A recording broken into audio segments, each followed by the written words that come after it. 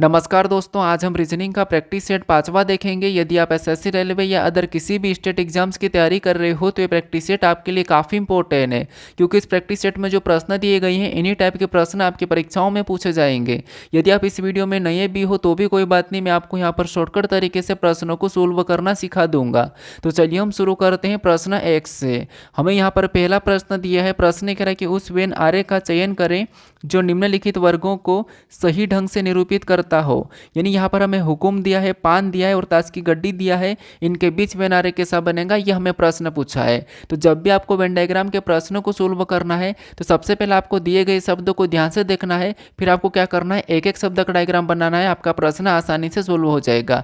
अब वो कैसे, देखिए सबसे पहले हम यहाँ पर क्या करेंगे, यहाँ पर हमें हुकुम दिया है, यहाँ पर पान दिया है और यहाँ पर हमें ताश की गड्डी दी है। यानी आप इन तीनों शब्दों को तो जानते होंगे, ठीक है, ये पत्ते के रिलेटेड है। तो हम यहाँ पर क्या करेंगे, 100% प्रश्न को सही करने के लिए, सही डायग्राम बनाने के लिए एक एक शब्द का डायग्राम बनाएंगे। तो यहाँ पर देखिए, मान लीजिए यहाँ पर हम क्या करते हैं, किसी भी एक शब्द का डायग्राम बना लेते हैं। तो मान लो यहाँ पर हम क्या करते हैं, सबसे पहले मान लो हम हुकुम का डायग्राम बना लेते हैं। तो ये हमने क्या किया, हुकुम का डायग्राम बना लिया, ठीक है। उसके बाद फिर आपको यहाँ पर क्या करना है, दूसरे शब्द का बनाना है। चाहो तो यहाँ पर आप पान का बना सकते हैं या फिर आप ताश की गड्डी का। तो मान लो यहाँ पर हम दूसरा शब्द क्या करते हैं, पान का बना लेते हैं। अब पान का डायग्राम बनाने से पहले आपको ये देखना है कि जो हमने अभी यहाँ पर हुकुम का डायग्राम बनाया है, क्या इनका पान से कोई संबंध है या नहीं है। तो आप कहोगे जो हुकुम एक पत्ता होता है, पान भी एक पत्ता होता है, तो ये दोनों अलग अलग पत्ते हैं। तो यहाँ पर हुकुम और पान का आपस में कोई भी संबंध नहीं है। तो यहाँ पर पान का डायग्राम भी कैसा बनेगा, यहाँ पर हुकुम के पत्ते से अलग बन जाएगा, ठीक है।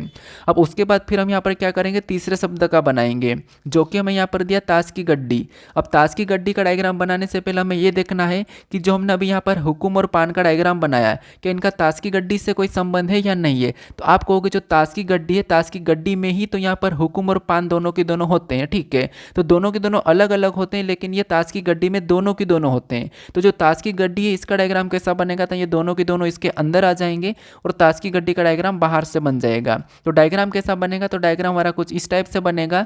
तो ऑप्शन में देखेंगे तो ऑप्शन नंबर बी में दिया है, तो ऑप्शन नंबर बी हमारा यहाँ पर सही जवाब हो जाएगा, ठीक है। बस आपको यहाँ पर क्या करना है, वेन डायग्राम के प्रश्न में एक एक शब्द का डायग्राम बनाना है, आपका प्रश्न आसानी से सोल्व हो जाएगा। अब चलिए हम बढ़ते हैं प्रश्न 2 पे। अब 2 नंबर का प्रश्न दिया है। प्रश्न कह रहा है कि निम्नलिखित विकल्पों में से कौन निश्चित रूप से विपरीत फलकों का एक युग्म है। मतलब यहाँ पर हमें 4 पासे दिए हैं, इन 4 पासों में हमें क्या करना है कि कौन सी संख्या जो निश्चित रूप से एक दूसरे का विपरीत फलक युग्म है ये हमें बताना है। मतलब यहाँ पर हमें सबसे पहले ये निकालना है कि इनका विपरीत क्या है, विपरीत संख्या कौन सी है, फिर वहाँ से हमें यहाँ पर युग्म बताना, ठीक है। निश्चित रूप से विपरीत युग्म कौन सा है। तो यहाँ पर देखिए, आपको पता है जब भी हम एक से अधिक पासे को सोल्व करते हैं तो वहाँ पर हम क्या करते हैं, कॉमन सतह देखते हैं। तो यहाँ पर हमारे पास 4 पासे हैं, तो 4 पासों में कॉमन सतह देखने के भी आपको तरीके पता होना चाहिए। ऐसा नहीं कि आप कहीं से भी उठा के डायरेक्ट इन दोनों में कॉमन देख लो, या फिर डायरेक्ट इन दोनों में कॉमन देख लो, या फिर इन दोनों में कॉमन देख लो। ऐसा डायरेक्ट आपको नहीं देखना, ठीक है। कॉमन देखने के भी तरीके होते हैं। आप क्या करते हैं, सही तरीके से प्रश्न को सोल्व नहीं करते हैं, फिर आते हुए भी प्रश्न को गलत कर देते हो, ठीक है। तो यहाँ पर क्या करेंगे, सबसे पहला तरीका मैं आपको यहाँ पर तरीका बता रहा हूँ कि पहले 2 पासों में आपको कॉमन देखना है। अगर कॉमन नहीं मिलता है तो आपको क्या करना है, दूसरे वालों को छोड़ना है और पहले से तीसरे को देखना है। फिर भी अगर कॉमन बाई चांस नहीं मिलता है तो आपको यहाँ पर तीसरे वालों को भी छोड़ देना है और आपको पहले से क्या करना है, चौथे को देखना है, ठीक है। अब मान लो अगर आपको पहले से चौथे में भी, ऐसे तो हालांकि डायरेक्ट मिल जाएगा आपको दूसरे या तीसरे में, लेकिन मान लो अगर नहीं भी मिला तो फिर आपको यहाँ पर क्या करना है, फिर इसको छोड़ना है, फिर आपको इन दोनों में देखना है, इन दोनों में आपको देखना है। अगर नहीं मिला तो फिर आपको इन दोनों में देखना है, यही वाली प्रक्रिया लगाना और लास्ट तक ऐसा ही चलना है, ठीक है। हालांकि पहले ही आपको कॉमन मिल जाएगा, लेकिन ये देखने का तरीका है। अब यहाँ पर देखिए हम क्या करते हैं, सबसे पहले कॉमन देखते हैं पहले 2 पासों में। तो इन 2 पासों में कॉमन सतह देखते हैं। तो इन 2 पासों में हमें यहाँ पर कोई भी कॉमन सतह नहीं दिखाई दे रही, ठीक है। यहाँ पर अलग संख्या, यहाँ पर भी अलग संख्या है। तो अब हम क्या करेंगे, यहाँ पर दूसरे वाले पासे को छोड़ देंगे और पहले से तीसरे वाले पासे में देखेंगे। तो पहले और तीसरे में देखेंगे तो यहाँ पर हमें कॉमन क्या दिखाई दे रहा है, तो आप कहोगे यहाँ पर हमें जो कॉमन दिखाई दे रहा है वो 1 दिखाई दे रहा है। दोनों पासों में हमें यहाँ पर कॉमन 1 दिखाई दे रहा है। तो जैसे देखिए ये हमारा पहला पासा है और ये हमारा तीसरा पासा है, ठीक है। यहाँ पर तीसरे पर पहले पासे में हमें कॉमन क्या दिखाई दिया है, तो आप कहोगे 1 दिखाई दे रहा है। तो उसको क्या करेंगे, इससे लिख लेंगे हम दोनों तरफ 1-1। अब यहाँ पर क्या करना आपको पता, हम घड़ी के दिशा में चलते हैं। तो यहाँ से आगे घड़ी की दिशा में चलेंगे तो यहाँ पर 6 मिला है। सेम तरीके से इसमें आगे चलेंगे तो यहाँ पर 5 मिला है। तो जैसे मिला है वैसे लिख लेंगे, पहले पासे में 6 मिला तो पहले पासे के नीचे लिखेंगे, दूसरे पास में 5 लिखा तो दूसरे पासे के नीचे लिखेंगे। फिर आगे चलेंगे तो यहाँ पर हमें पहले पासे में 3 मिला है और यहाँ पर ये तीसरा वाला, ठीक है। और तीसरे पासे में आगे चलेंगे तो यहाँ पर क्या मिला है, 2 मिला है। तो यहाँ पर पहले में क्या मिला था, 4 मिला तो 4 लिखेंगे, और यहाँ पर तीसरे में क्या मिला, 2 मिला तो यहाँ पर हम 2 को लिखेंगे। अब हमने यहाँ पर आगे नहीं चल सकते क्योंकि आगे हमारा वापस से कॉमन आ चुका है। अब जैसा हमने यहाँ पर क्या करा, घड़ी की दिशा में चला तो यहाँ पर हमारे पास संख्या आ गई है, ठीक है। अब इनको क्या करना, अभी आमने सामने करना, जैसे 4 के सामने 2, 2 के सामने 4, 6 के सामने 5, 5 के सामने 6, 1 के सामने 1 ही रहेगा। अब यहाँ पर हमारे पास कॉमन है तो आपको पता है कि आपको जो कॉमन होता है उसके हिसाब से जो नहीं दिखाई दे रहा वो कॉमन का विपरीत हो जाता है। तो इस पासों में आपको यहाँ पर मोस्टली संख्या 1 से 6 तक दिखाई दे रही है, इसमें से एक संख्या गायब है। तो कौन सी वाली नहीं दिखाई दे रही है, तो आपको हमें यहाँ पर 3 नहीं दिखाई दे रही, तो हम यहाँ पर क्या करेंगे, इस 1 को काट के क्या करेंगे, यहाँ पर 3 लिख लेंगे, ठीक है। तो यहाँ पर 1 के सामने क्या हो जाएगा, 3 हो जाएगा। तो 1 का विपरीत 3, 3 का विपरीत 1, 6 का विपरीत 5, 5 का विपरीत 6, 4 का विपरीत 2, 2 का विपरीत 4। मतलब ये आमने सामने वाले सभी के सभी आपस में विपरीत थे। हमें यहाँ पर ये पूछा कि कौन निश्चित रूप से विपरीत फलों का एक युग्म है। तो युग्म मतलब यहाँ पर ये आमने सामने एक युग्म है। तो ऑप्शन में देखिए 1 और 3 है, तो हाँ 1 और 3 आपस में युग्म है विपरीत फलक का। तो ऑप्शन नंबर ए हमारा यहाँ पर सही जवाब हो जाएगा। 1 और 2 है क्या, नहीं है, ऑप्शन नंबर बी नहीं होगा। क्या 3 और 6 है, नहीं, 3 और यहाँ पर तो 1 है, 3 और 6 नहीं है। 1 और यहाँ पर 3 है, यहाँ पर 2 तो आपको पता है 4 के साथ, तो 5 और 3 भी नहीं होगा। ऑप्शन नंबर ए वाला यहाँ पर सही जवाब हो जाएगा, ठीक है। हमें यहाँ पर डायरेक्टली किसी का विपरीत नहीं पूछा था, हमें यहाँ पर युग्म पूछा है, ठीक है। अब चलिए हम बढ़ते हैं प्रश्न 3 पे। अब 3 नंबर का प्रश्न दिया है। प्रश्न यहाँ पर कह रहा है कि दी गई आकृति में त्रिभुज, वर्ग तथा न्यूनतम सीधी रेखाओं की संख्या ज्ञात करें। यानी यहाँ पर आपको जो एक आकृति दी है, इस आकृति में आपको त्रिभुज भी बताना है, वर्ग भी बताना और न्यूनतम सीधी रेखाओं की संख्या भी बताना, ठीक है। तीनों चीज आपको एक साथ बताना। तो इसीलिए आपको यहाँ पर प्रश्न को पढ़ना है, जल्दीबाजी में सोल्व नहीं करना है। वैसे भी इस प्रैक्टिस सेट में अच्छे खासे प्रश्न, थोड़ा सा आप ध्यान से सोल्व करने की कोशिश करना, क्योंकि मैंने आपको बता रखा कि मैं धीरे धीरे लेवल बढ़ा रहा हूँ। तो आपने जो मेरे पिछले प्रैक्टिस सेट लगाए होंगे वहाँ पर आपको थोड़ा सा सरल लगा होगा, लेकिन यहाँ पर थोड़ा सा भी लेवल बढ़ रहा है, ठीक है। तो यहाँ पर आपको 3 चीज़ें एक साथ बताना है। तो सबसे पहले हम यहाँ पर क्या करते हैं, त्रिभुज का पता कर लेते हैं, फिर हम वर्ग बताएंगे। तो यहाँ पर देखिए हमने त्रिभुज का पता किया, तो देखिए यहाँ पर हमें क्रॉस आकृति दिख रही है। तो क्रॉस आकृति में आपको पता है यहाँ पर हम क्या करते हैं, लिख के डबल कर लेते हैं। जैसे यहाँ पर देखिए, यहाँ पर लिखेंगे तो 1, फिर यहाँ पर 2, फिर यहाँ पर 3, यहाँ पर कितने 3 और ये 4। अब यहाँ पर 4 है तो 4 का डबल कितना हो जाएगा, 8 हो जाएगा। सेम अगर ऐसा ही यहाँ पर भी तो सेम है, 1 2 3 4, ठीक है। तो यहाँ पर भी 4 है तो 4 का डबल यहाँ पर भी 8 हो जाएगा। तो 8 तो हमें यहाँ पर सिंपल रूप से दिख रहे हैं। हमें यहाँ पर एक एक और बनता हुआ दिखाई दे रहा है, कहाँ से, यहाँ से ये वाला, ठीक है। एक ये बनेगा इधर से, उसके बाद एक सेम उसके सामने से एक ये बनेगा, ठीक है। कौन सा, ये वाला था। 2 हमें ये भी दिखाई दे रहे हैं। तो यहाँ पर हमें कितने दिखाई दे रहे हैं, 2 दिखाई दिए हैं। तो यहाँ पर इन सभी को जोड़ देंगे, इन सभी को आपस में जोड़ देंगे तो यहाँ पर कितने हो जाएंगे, 18 हो जाएंगे। मतलब अगर मैं त्रिभुज की संख्या की बात करूँ तो 18 है। तो हमें 18 ऑप्शन में लगा के आगे नहीं बढ़ाना है, ठीक है, क्योंकि हमें यहाँ पर वर्ग भी पूछा और न्यूनतम सीधी रेखा भी पूछी है। तो यहाँ पर हमारे पास त्रिभुज कितने लिख ले हैं, तो यहाँ पर जो त्रिभुज निकले हैं वो कितने निकले, तो यहाँ पर 18 निकले, ठीक है। ये हमारे पास त्रिभुज निकले। अब हमें यहाँ पर वर्ग बताना है, तो वर्ग भी हम गिन लेते हैं, वर्ग की संख्या, ठीक है। तो यहाँ पर वर्ग कितने, तो आपको होगा यहाँ पर सिंपल से हमें वर्ग कितने दिखाई दे रहे हैं, तो वर्ग हमें यहाँ पर सिंपल से कितने दिखाई दे रहे, तो आपको होगा एक, तो देखिए यहाँ पर हमारे पास एक यहाँ से ये वाला बनेगा, एक बन रहा है, एक, ठीक है। एक हमारा ये बन रहा है और दूसरा हमारा यहाँ से ये वाला बन रहा है, ठीक है। दूसरा हमारा यहाँ से ये वाला बन रहा है 2 और 2, ठीक है। यहाँ से ये वाला इधर वाला, मतलब 2 हमारे पास ये है और एक हमारा यहाँ से भी बनेगा। कौन सा बनेगा, तो एक हमारा यहाँ से ये वाला भी बनेगा, कितना, ये वाला। एक हमारा यहाँ से ये वाला भी बनेगा। तो यहाँ पर वर्गों की संख्या कितनी दिखाई दी टोटल हमें, तो टोटल हमें यहाँ पर 3 दिखाई दे रही। कितनी दिखाई दे रही, 3 दिखाई दे रही है, ठीक है। अब हमने यहाँ पर क्या करा, वर्गों की संख्या को भी गिन लिया, ठीक है। हमने यहाँ पर क्या करा, वर्गों की संख्या को भी गिन लिया। अब हमें यहाँ पर न्यूनतम सीधी रेखाओं को भी गिनना है। तो न्यूनतम सीधी रेखा कितनी है, तो यहाँ पर देखिए ये न्यूनतम सीधी रेखा भी हमें गिनना है, क्योंकि हमने 3 वर्ग गिन लिया है, 18 त्रिभुज भी गिन लिया है, तो हमें 18 ऑप्शन में नहीं लगाना था। अब यहाँ पर न्यूनतम सीधी रेखा, तो सबसे पहले हम इधर वाली को गिन लेते हैं, आड़ी वाली को। तो 1 हो गया, 1 के बाद 2 ये हो गए, ठीक है। 2 हमारे पास ये वाली है, तो 2 यहाँ पर हम लिख लेते, तो ये 2 हो गई। उसके बाद मैं कलर चेंज करके और बताता हूँ। अब खड़ी गिनेंगे तो यहाँ पर 1 ये हो गई, 1 के बाद ये 2 हो गई और ये हमारे पास 3 हो गए। तो 3 हमारे पास ये खड़ी वाली है, तो 3 ये हो गई। फिर और हम यहाँ पर चेंज करते हैं, उसके बाद यहाँ पर देखिए, उसके बाद इसको देखेंगे तो एक ये है और दूसरी ये है, ठीक है। फिर उसके बाद एक ये है और दूसरी ये है, तो 4 हमें यहाँ पर दिखाई दे रही है। तो 4 भी इसमें क्या करेंगे, जोड़ लेंगे। इन सभी को आपस में प्लस करेंगे, इन सभी को आपस में प्लस करेंगे तो यहाँ पर सीधी रेखा कितनी है, न्यूनतम तो 9 है। कितनी है, 9 है। तो यहाँ पर क्या करेंगे, इस 9 को भी इसमें जोड़ के बता देंगे। वैसे इन सभी को जोड़ेंगे, इनको सभी को आपस में जोड़ते हैं तो यहाँ पर कितने हो जाएंगे, 30 हो जाएंगे। कितने हो जाएंगे, तो यहाँ पर 30 हो जाएंगे, ठीक है। कितने हो जाएंगे, 30 हो जाएंगे। तो 30 ऑप्शन में देखिए कहाँ पर है, तो 30 हमारे पास ऑप्शन में नहीं है। तो यहाँ पर आप थोड़ा सा करेक्शन कर लीजिए, यहाँ पर आप इस 32 को 30 बना लीजिए, ठीक है। क्योंकि यहाँ पर वैसे हम डायरेक्ट तो बता नहीं सकते थे 18, तो क्योंकि यहाँ पर हमें 3 चीज़ें पूछी थी, ठीक है। प्रश्न के हिसाब से 3 चीज़ें पूछी थी, यहाँ पर टाइपिंग मिस्टेक होगी। तो यहाँ पर टोटल हमारे पास कितने हैं, तो टोटल हमारे पास 9 सीधी रेखा है, 3 वर्ग है और 18 त्रिभुज है, ठीक है। तो यहाँ पर ऑप्शन नंबर हमारा कौन सा वाला, सी वाला सही जवाब हो जाएगा, ठीक है। तो आपको यहाँ पर ऐसा है कि आपको 2-3 चीज़ें एक साथ भी बताने को मिल सकती है, क्योंकि अभी जो एग्जाम हो रही है उसमें लेवल बढ़ चुका है, रीजनिंग उतनी आसान नहीं आ रही है। तो मैं यहाँ पर आपको आसान तो नहीं करवाऊंगा। देखो भाई, आसान करवाऊंगा तो मतलब नहीं, देखिए आपका सिलेक्शन होना जरूरी है। और रीजनिंग एक ऐसा सब्जेक्ट है जो आपको अच्छे नंबर दिलाता है, अच्छे मार्क्स दिलाता है, क्योंकि इसी से लोग आगे बढ़ते हैं, ठीक है। ये आसान है, फिक्स पैटर्न है।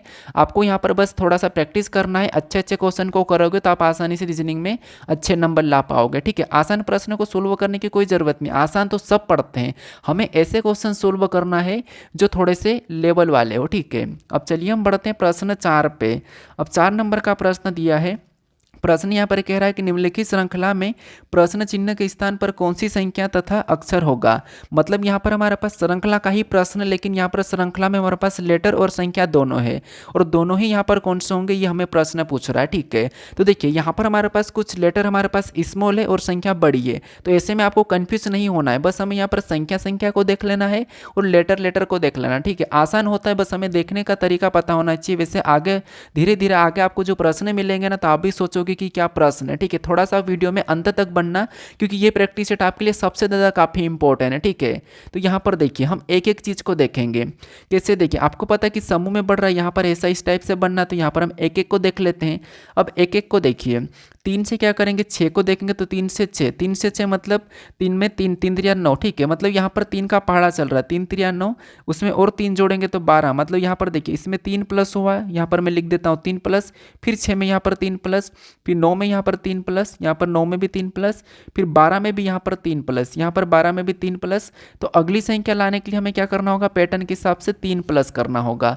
तो यहाँ पर 15 में 3 प्लस करेंगे तो यहाँ पर अगली संख्या हमारी कौन सी, 18 होगी। ऑप्शन में देखेंगे तो 2 में दिया भी है, ठीक है।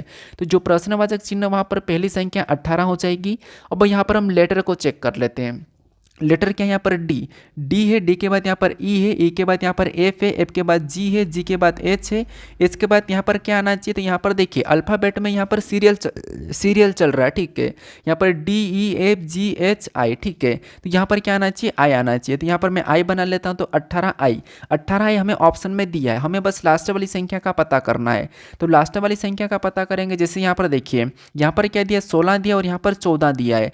16 से 14 मतलब यहाँ पर 2 माइनस, फिर 14 से यहाँ पर 12 दिया मतलब वापस से 2 माइनस, फिर 12 से 10 दिया फिर से यहाँ पर 2 माइनस, और 10 से यहाँ पर 8 दिया तो यहाँ पर भी 2 माइनस। तो अगली संख्या लाने के लिए पैटर्न के हिसाब से यहाँ पर क्या करेंगे, 2 माइनस कर लेंगे। तो 8 में से 2 माइनस करेंगे तो यहाँ पर क्या हो जाएगा, 6 हो जाएगा। तो ऑप्शन में चेक कीजिए 18 आई 6 कहाँ पर है, तो ऑप्शन नंबर बी में दिया है, तो ऑप्शन नंबर बी हमारा यहाँ पर सही जवाब हो जाएगा, ठीक है। बस आपको श्रृंखला समूह में क्या करना है, एक एक चीज़ को देखना है और पैटर्न पता करके यहाँ पर याद करना है, ठीक है। अब चलिए हम बढ़ते हैं प्रश्न 5 पे। अब 5 नंबर का प्रश्न दिया है। प्रश्न यहाँ पर क्या कह रहा है, प्रश्न कह रहा है कि उस विकल्प का चयन कीजिए जिसमें दी गई संख्याओं को समान क्रम में रखने पर श्रृंखला पूर्ण हो जाएगी। मतलब यहाँ पर हमारे पास कुछ संख्याओं की श्रृंखला है और इसमें कुछ रिक्त स्थान है। इन रिक्त स्थानों पे किन संख्या को रखेंगे कि ये हमारी श्रृंखला एक पूर्ण हो जाएगी, ये हमें प्रश्न पूछा है, ठीक है। तो देखिए ये प्रश्न जितना तुमको आसान लग रहा है उतना आसान है नहीं, क्योंकि ऐसे प्रश्न आपने ऐसे प्रश्न देखा होगा जैसे ए डेस के बाद बी, उसके बाद यहाँ पर बी, उसके बाद डेस, फिर सी, कुछ ऐसे प्रश्न आपने देखा होगा। तो ये प्रश्न आसान है, इन प्रश्नों को आप आसानी से कर भी लेते हो, ठीक है। और ऐसे प्रश्नों को सब लोग करते भी है, लेकिन इसमें संख्या भी पूछी जाती है और इसमें भी थोड़े से टफ लेवल के बनते हैं, तो वो भी मैं आपको करवाऊंगा, बस आप हर प्रैक्टिस सेट को देखिएगा। तो यहाँ पर ये संख्या वाला, इसमें भी आपको बस श्रृंखला को पूर्ण करना है, लेकिन थोड़ा सा दिमाग लगाना होगा, इतना आसान नहीं है। कुछ लोग क्या कहेंगे कि आप क्या करो खंड बनाओगे, तो हाँ खंड भी बना सकते हैं। हम क्या करते हैं सभी को गिन के खंड भी बनाते हैं। तो मान लो सभी को गिन के खंड बनाते, जैसे 1 2 3 4 5 6 7 8 9 10 11 12 13 14 15 16 17 18 19 20, टोटल हमारे पास 20 है।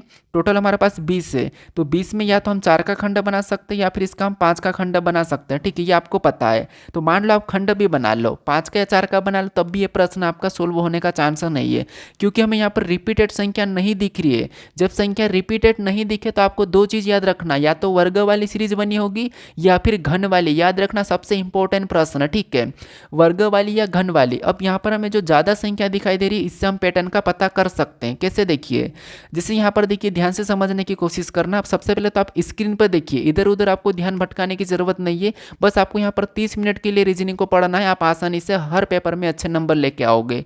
अब यहाँ पर देखिए, जैसे यहाँ पर हमारे पास क्या है 33 75। अगर इस संख्या को देखेंगे तो ये किसका घन है, तो आपको 33 75 आपने देखा होगा ये 15 का घन है। किसका घन है, तो ये जो 33 75 है ये 15 का घन है। और 27 44 किसका घन है, तो जो 27 44 है ये हमारा 14 का घन है। किसका घन है, 14 का घन है। अगर आपको इन संख्या का अगर आपने अच्छे से देखा होगा, अगर आपको पता होगा इनका घन, अगर आपको 1 से 20 तक घन याद होंगे तो आप आसानी से कर लोगे, क्योंकि घन याद होना भी चाहिए आपको।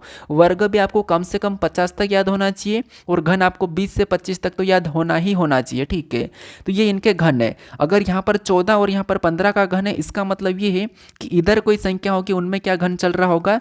तो यहाँ पर देखिए, सबसे पहले मैं थोड़ा सा और बता देता हूँ कि सबसे पहले हमें यहाँ पर ये जो 4 संख्या मिली ये क्या है, तो ये 15 का घन है। ठीक है, इतना तो आपको क्लियर है कि 15 का घन है।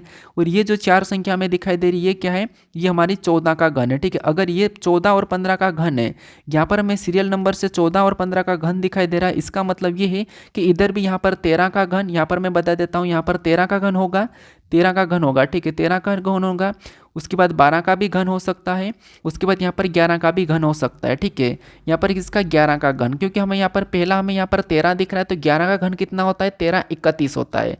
तो यहाँ पर अगर हम 3 को भर देते हैं तो यहाँ पर 13 31 हो जाएगा, मतलब यहाँ पर ये किसका घन बन गया है, तो 13 31 11 का घन बन गया है।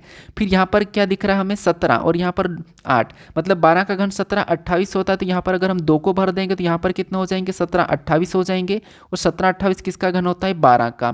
फिर यहाँ पर हमारे पास 2 संख्या गायब है। ठीक है, तो यहाँ पर हमने किस संख्या को 3 और 2 को भरा, मान लो को अभी घन याद नहीं है, तो 2 और 3 को तो हमने भरा था। अगला हमारे पास यहाँ पर 2 और 3 देखेंगे तो ऑप्शन केवल ए में है, तो यहाँ पर 1 को भर देंगे, और 21 संख्यानु ही इसका होता है, क्या होता है, घन होता है।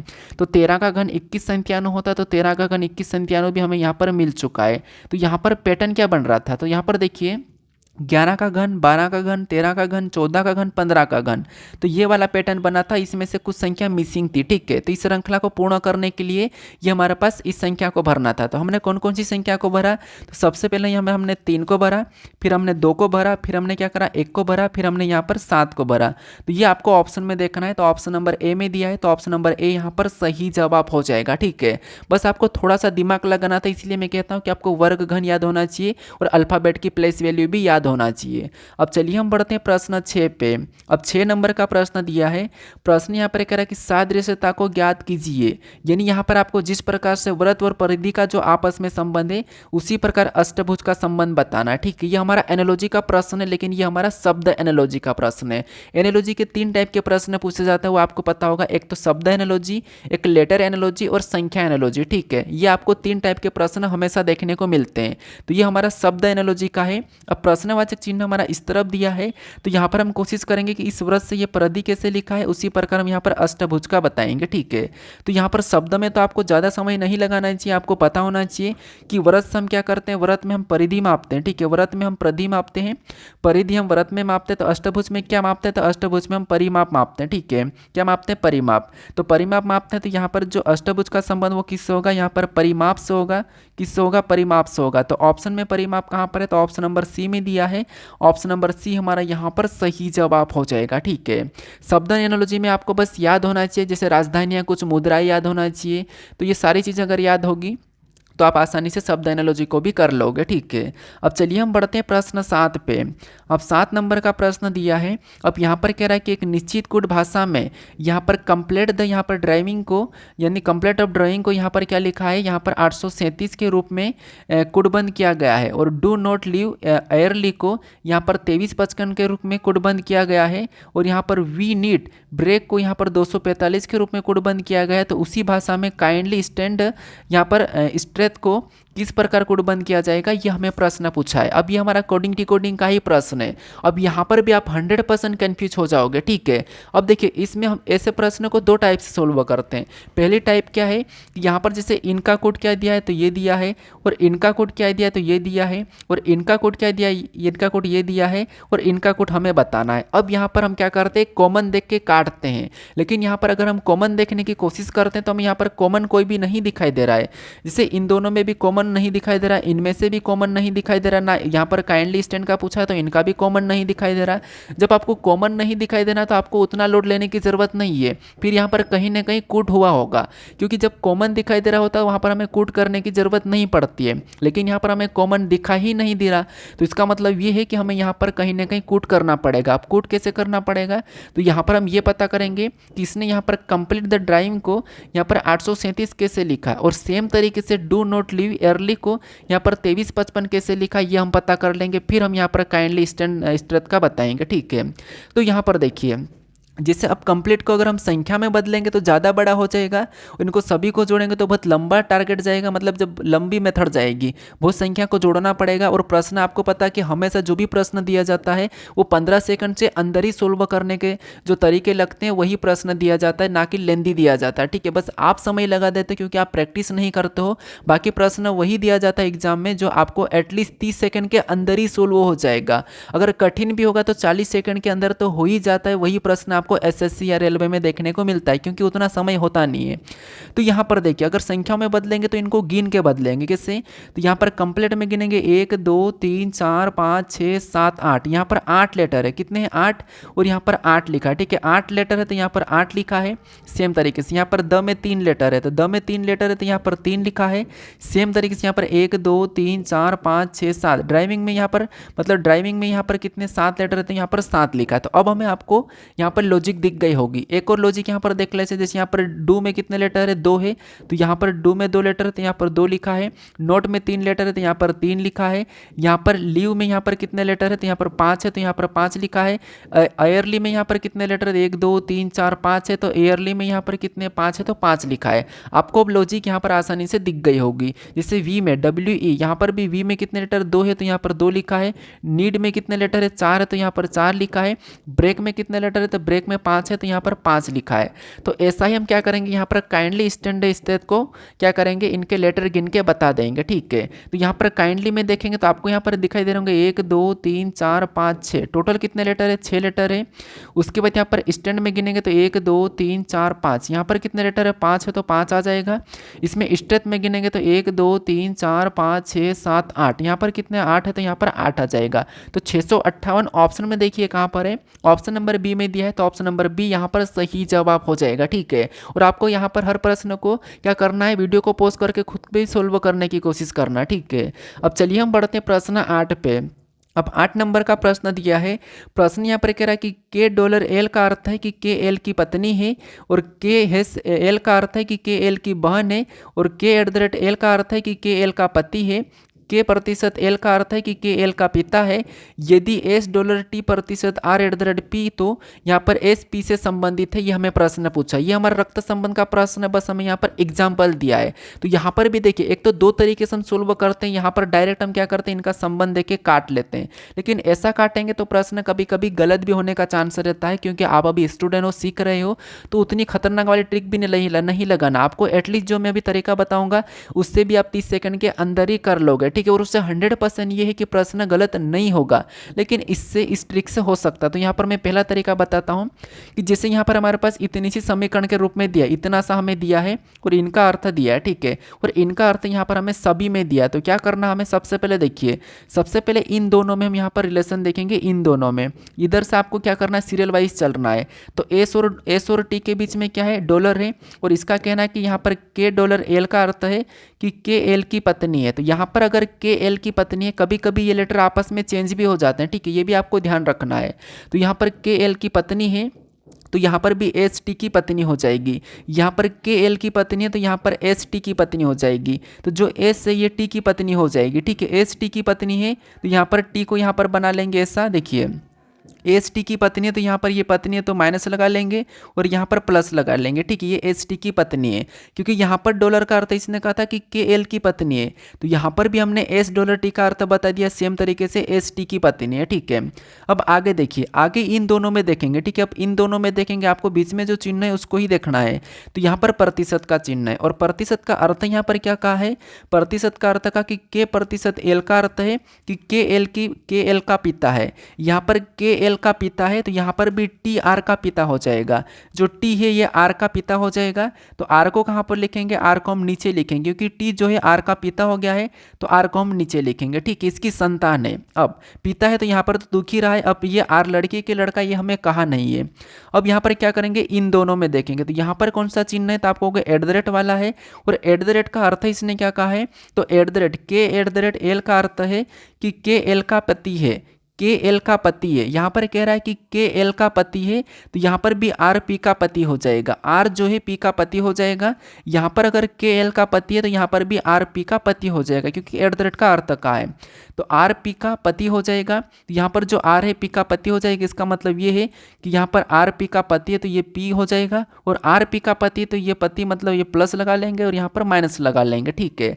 अब आगे प्रश्न का कहना है कि यहाँ पर देखिए, आगे प्रश्न का कहना है कि एस पी से किस प्रकार संबंधित है, यानी यहाँ पर जहाँ पर भी से लगा वहाँ से आपको उल्टा बताना है कि यहाँ पर पी का एस क्या लगेगा। जैसे मैंने कहा कि आपको, आप उससे किस प्रकार संबंधित हो, जैसे कोई भी हो, मैंने कहा कि आप उससे किस प्रकार संबंधित हो, मान लो आप एस हो, मैंने कहा कि एस पी से किस प्रकार संबंधित है, यानी कि आप उससे किस प्रकार संबंधित है, तो आप कहोगे मैं उसकी बहन या भाई लगता हूँ, आप कहोगे मैं उसकी बहन लगती हूँ, या फिर आप कहोगे कि मैं उसका भाई लगता हूँ। तो वैसा कि वैसा एस ये पी से किस प्रकार संबंधित है, तो यहाँ पर जो P है, यहाँ पर से लगा वहाँ से उल्टा बताना है, क्योंकि काफ़ी सारे स्टूडेंट यहाँ पर कन्फ्यूज हो जाते हैं संबंध बताने, ये चीज़ें कर लेते हैं लेकिन कन्फ्यूज हो जाते हैं। तो यहाँ पर P का S क्या लगेगा, तो ये यहाँ पर P है, यहाँ पर P है, और हमें यहाँ पर बताना है कि P का S क्या लगेगा। तो आप कहोगे ये P है, P क्या है, ये P है, एक लड़की है, यहाँ पर P का पति कौन है, R, और R का ये T कौन है, आर का टी पिता है। अगर आर का टी पिता है तो इसका मतलब है कि आर की एस भी माता होगी, आर एस की माता होती है, यहाँ पर बराबर का चिन्ह लग जाएगा, ठीक है, तो ये इसकी माता हो जाएगी अगर ये पिता है तो। अब यहाँ पर देखिए, जैसे ये पी है, पी का एस क्या लगेगा, तो आप कहोगे जैसे हम मान लो हम पी खुद है, हमारा कोई मतलब पति है, तो हमारे पति की माता, हमारे पति की माता अपनी क्या लगती है, तो आप कहोगे हमारे पति की जो माता है अपनी क्या लगती है, सास लगती है। तो यहाँ पर एस पी से कैसे संबंधित है, तो वो सास है, तो ऑप्शन में सास देखिए कहाँ पर है, तो ऑप्शन में देखिए सास कहाँ पर है, तो ऑप्शन नंबर बी में दिया है, तो ऑप्शन नंबर बी यहाँ पर सही जवाब हो जाएगा, ठीक है, क्या हो जाएगा, ऑप्शन नंबर बी। और ये प्रश्न काफ़ी ज़्यादा इस टाइप के प्रश्न पूछे जा रहे हैं अभी आजकल के एग्जाम में, ठीक है। अब चलिए हम बढ़ते हैं प्रश्न 9 पे। अब 9 नंबर का प्रश्न दिया है, प्रश्न यहाँ पर कह रहा है कि नीचे दी गई तालिका में कौन सी दो संख्याएं क्रमशः वर्ण ए और बी की जगह आएगी। मतलब यहाँ पर हमें एक तालिका दी है और इसमें हमें यहाँ पर बताना है कि वर्ण ए और वर्ण बी की जगह कौन सी संख्या आएगी, ये हमें बताना है। तो एक प्रकार का ये लुप्त संख्या वाला ही प्रश्न है, बस हमें यहाँ पर बताना है, 2 स्थान दिए हैं, 2 स्थान पर संख्या कौन सी आएगी ये बताना है।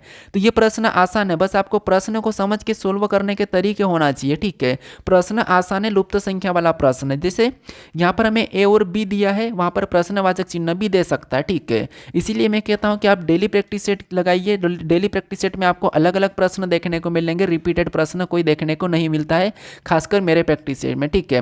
बाकी आप यहां पर क्वेश्चन का लेवल देख ही रहे, आपको मैं यहां पर अच्छे अच्छे क्वेश्चन करवा रहा हूं, समझा रहा हूं। बाकी अगर आपको वीडियो अच्छा लगे हो तो आपको पता है कि लाइक करना है, अगर नहीं अच्छा लगे तो कोई बात नहीं, आप लाइक मत कीजिए, ठीक है, क्योंकि हम किसी चीज़ को तब लाइक करते हैं जब हमें वो अच्छा लगता हो, और हमें अच्छा लगता ही नहीं हो तो ज़बरदस्ती लाइक करने की क्या ज़रूरत है। अगर मैंने कहा कि आप लाइक कर दो और आपको अच्छा नहीं लग रहा तो मतलब नहीं है दोस्तों, ठीक है। तो आपको अच्छा लगे तो ही करो, बाकी जुड़ भी सकते हो, ठीक है। बाकी मैं नहीं कहूँगा, क्योंकि मैं आपको फोर्स नहीं कर सकता यार, आप एक अच्छे स्टूडेंट हो और अच्छे स्टूडेंट को कभी भी फोर्स नहीं करते हैं, वो हमेशा अच्छा काम करते हैं, ठीक है, ये आपको पता होगा।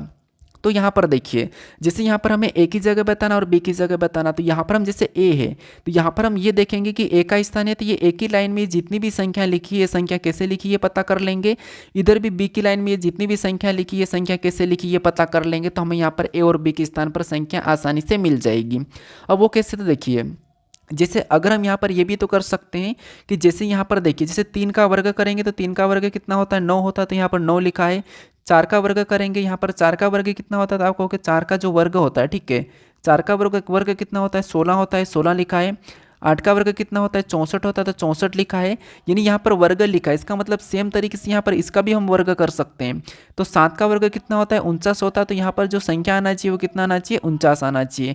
तो 49 अगर हम ऑप्शन में देखेंगे तो एक में दिया भी थे, तो ये लगा भी सकते हैं, लेकिन हम बी का भी स्थान ज्ञात कर लेते हैं।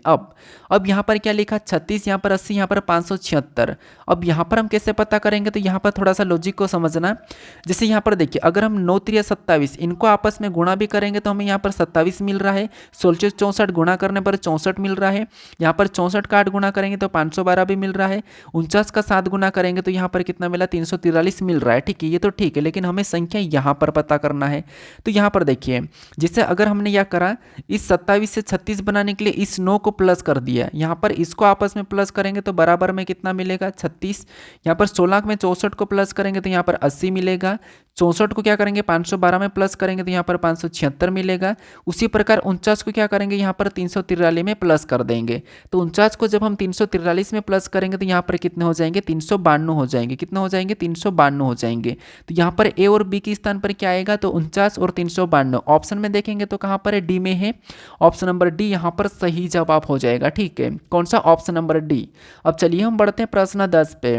अब 10 नंबर का प्रश्न दिया है। प्रश्न यहाँ पर कह रहा है कि वर्ष 1941 कैसा वर्ष तथा सप्ताह का कौन सा दिन था यदि 7 दिसंबर हो तो। अब यहाँ पर प्रश्न क्या है, थोड़ा सा प्रश्न यहाँ पर प्रश्न की भाषा को चेंज कर दिया। प्रश्न हालांकि सरल है और प्रश्न की भाषा को चेंज कर दिया, ठीक है। वर्ष 1941 कैसा तथा, मतलब यहाँ पर कह रहा है कि वर्ष 1941 कैसा वर्ष तथा सप्ताह का कौन सा दिन था यदि 7 दिसंबर हो तो। यानी कि सिंपल सी बात है, 7 दिसंबर 1941 को कौन सा दिन था और वो वर्ष कौन सा था, ये प्रश्न पूछ रहा है, अगर आसान भाषा में समझे तो। यहाँ पर आपको दिख रहा होगा कि जो यहाँ पर जो 1941 है ये लीप वर्ष है या सामान्य वर्ष है। तो आप कहोगे ये तो हमें सामान्य वर्ष दिखाई दे रहा है, इसका मतलब क्या है कि सामान्य वर्ष दिखाई दे रहा है, तो ऑप्शन नंबर ए और बी तो हो नहीं सकता है। लेकिन एक बार हम यहाँ पर क्या करते हैं, इसको पूरा सोल्व करते हैं। हम क्या करते हैं, सबसे पहले यहाँ पर तारीख लेते हैं या फिर लीप वर्ष मान लो हम लास्ट की 2 डिजिट ले लेते हैं, ठीक है। वर्ष की 2 डिजिट लिया तो क्या होगा, 41 हो गया। प्लस का चिन्ह लगाएंगे, 4 से भाग देंगे तो 4 एकम 4, 4 एकम 4 भाग नहीं जाएगा तो 0 लगा देंगे, मतलब 10 बार में कटा है, शेष 1 बचा है, ठीक है, उसको छोड़ दो।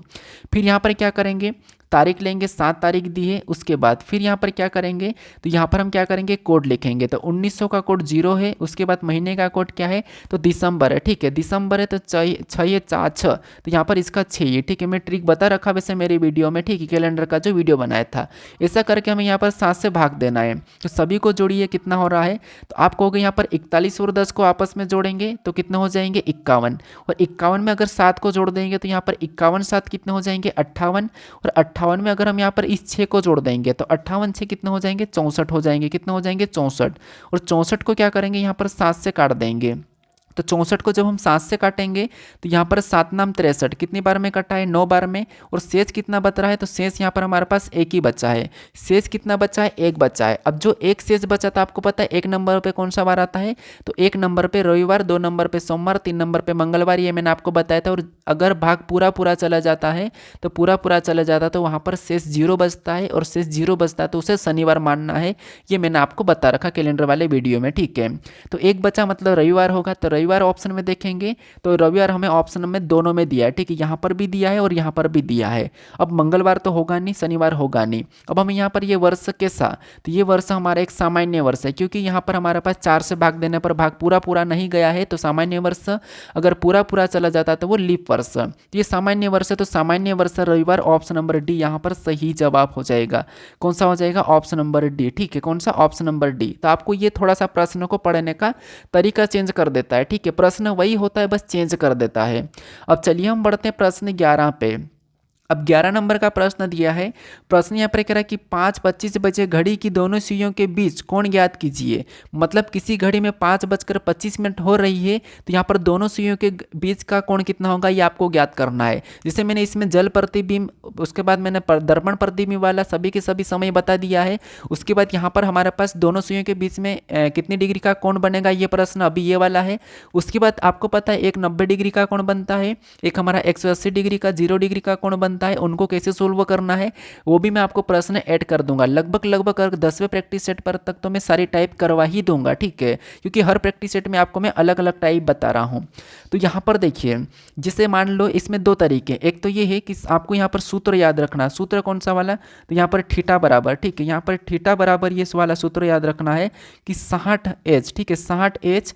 उसके बाद माइनस यहाँ पर आपको याद रखना है 11M, ठीक है, 11M, ये इतना याद रखना और बटे 2, ये सूत्र याद रखना, ठीक है। इससे भी आप कर सकते हो। कैसे, देखिए यहाँ पर हम थीटा बराबर निकालेंगे, मतलब यहाँ पर देखिए थीटा निकालेंगे तो इसका मतलब ये है, यहाँ पर देखिए 60M, सॉरी 60H, H का मतलब क्या हो जाएगा, घंटा हो जाएगा। तो कितने घंटे, तो 5 बजी है। उसके बाद माइनस 11M, M का मतलब हो जाएगा, यहाँ पर गुणे लगा देंगे, M का मतलब मिनट, तो यहाँ पर हम मिनट लगा लेंगे 25, ठीक है, ये लिखा। और ऐसा करने के बाद यहाँ पर बटे 2, तो यहाँ पर सबसे पहले इसको क्या करना है, सोल्व करना है। तो यहाँ पर बटे 2 है, ठीक है, मैं बटे 2 वैसा कि वैसा स्टेप बाय स्टेप कर देता हूँ एक बार। इससे आप इस वाले से आप किसी भी प्रश्न को कर लोगे, ये आसान तरीका। और एक और तरीका बताऊंगा जो और भी आसान है। तो यहाँ पर देखिए इसका गुणा करेंगे तो 6×5 = 30, मतलब यहाँ पर 300 हो रहा है, ठीक है। अभी मैं यहाँ पर थीटा बराबर लिख देता हूँ, यहाँ पर कितना हो रहा है 300, माइनस उसके बाद यहाँ पर 11 का 25 के साथ गुणा करेंगे तो आपको पता है 25 से कम 25 का 5, उसके बाद हासिल का 1, 25 से कम 25, सॉरी हासिल का 25 का 5, हासिल का कितना हो जाएगा, तो हासिल का हमारे पास बचेगा 2, ठीक है, हासिल का 2 बचेगा। और 25 से कम 25 और 2 कितना हो जाएंगे 27, तो यहाँ पर कितना आया 275 आ रहा, ठीक है। अब यहाँ पर क्या करेंगे, बटे 2 उतार के माइनस करेंगे, 300 में से 275 को माइनस करेंगे तो यहाँ पर थीटा बराबर कितना बचेगा, तो आपको यहाँ पर 25 बचेगा, कितना बचेगा 25 और बटे में 2। अब इसको 2 से काटेंगे तो यहाँ पर कितना आएगा, तो आपको 12.5 आएगा, कितना आएगा 12.5। तो यहाँ पर कितने डिग्री का कोण बनेगा, तो यहाँ पर 12.5 डिग्री का कोण बनेगा। तो ऑप्शन नंबर डी यहाँ पर सही जवाब हो जाएगा, ठीक है। तो ये तरीका एक तो है। और दूसरा तरीका कौन सा हो जाएगा, तो ये घड़ी बनी है, ठीक है, ये कहाँ है, घड़ी बनी है। अब इसका कहना है कि यहाँ पर देखिए 12 बजेगी, यहाँ पर 3 बजेगी, यहाँ पर 6 बजेगी, यहाँ पर 9 बजेगी, ठीक है, ये तो क्लियर है। फिर यहाँ पर 10 भी बजेगी, 11, यहाँ पर 1, यहाँ पर 2, ये भी आपको पता होगा। फिर यहाँ पर 4, यहाँ पर 5, यहाँ पर 7, ठीक है, ये 5 है, यहाँ पर क्या हो जाएगा 8 हो जाएगा। अब यहाँ पर इसका कहना है कि यहाँ पर 5:25, तो एक देखिए यहाँ पर जो घंटे का कांटा कहाँ पर होगा, तो थोड़ा सा 5 से आगे होगा, कोई दिक्कत नहीं। और मिनट का कांटा कहाँ पर होगा, तो मिनट का कांटा भी 5 पे ही होगा, ठीक है, कहाँ पर होगा 5 पे ही होगा। दोनों कांटे यहाँ पर 5 में ही होंगे, 5 पे ही होंगे इसका मतलब। तो आपको पता है कि 1 घंटे में घंटे वाली सुई कितनी डिग्री का कोण बनाती है, तो 30 डिग्री का।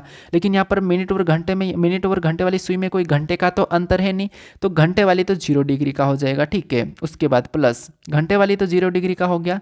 अब हमें मिनट वाली, तो आपको पता है मिनट वाली जितनी मिनट होती है उसका जस्ट आधा बनाते हैं। तो यहाँ पर 25 मिनट है और 25 मिनट का आधा कितना हो जाएगा, तो आपको 12.5, कितना हो जाएगा 12.5 हो जाएगा। इन दोनों को जोड़ने पर भी कितना आएगा, तो 12.5 ही आएगा, कितना आएगा 12.5। तो इधर से भी आंसर हमारा वही आया है। तो ऑप्शन नंबर डी यहाँ पर सही जवाब हो जाएगा। तो इससे भी आप कर सकते हो और इससे भी आप कर सकते हो, ठीक है। ये इसका ये वाला इतना सा याद रखना, आप किसी भी प्रश्न को आसानी से कर लोगे।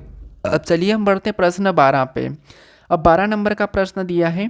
प्रश्न यहाँ पर कह रहा है कि जब प्रिय सुबह सुबह अपने घर से ऑफिस जा रही थी तो उसकी परछाई बाईं तरफ बन गई। तो प्रिय घर ऑफिस, मतलब प्रिय का घर ऑफिस से किस दिशा में है, मतलब ये हमारा दिशा और दूरी का ही प्रश्न है, ठीक है, दिशा और दूरी वाला प्रश्न, डायरेक्शन का।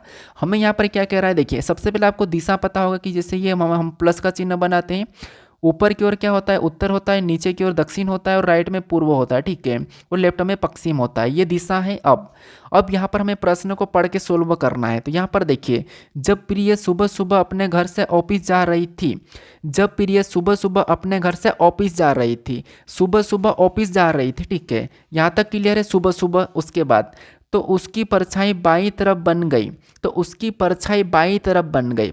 अब सुबह सुबह ये ऑफिस जा रही है और उसकी परछाई बाईं तरफ बनी, इसका मतलब क्या है? किसका मतलब ये है कि सुबह सुबह सूर्य उग रहा है, मतलब सूर्य उदय हो रहा है। अब सूर्य उदय हो रहा है तो सूर्य उदय कहाँ से होता है? तो ये आपको पता होना चाहिए कि जो सूर्य उदय होता है वो हमेशा पूर्व से होता है। कहाँ से होता है? पूर्व से सूर्य उदय होता है और पश्चिम में सूर्य अस्त होता है, ठीक है। तो यहाँ पर सूर्य उदय हो रहा था, इतना क्लियर है।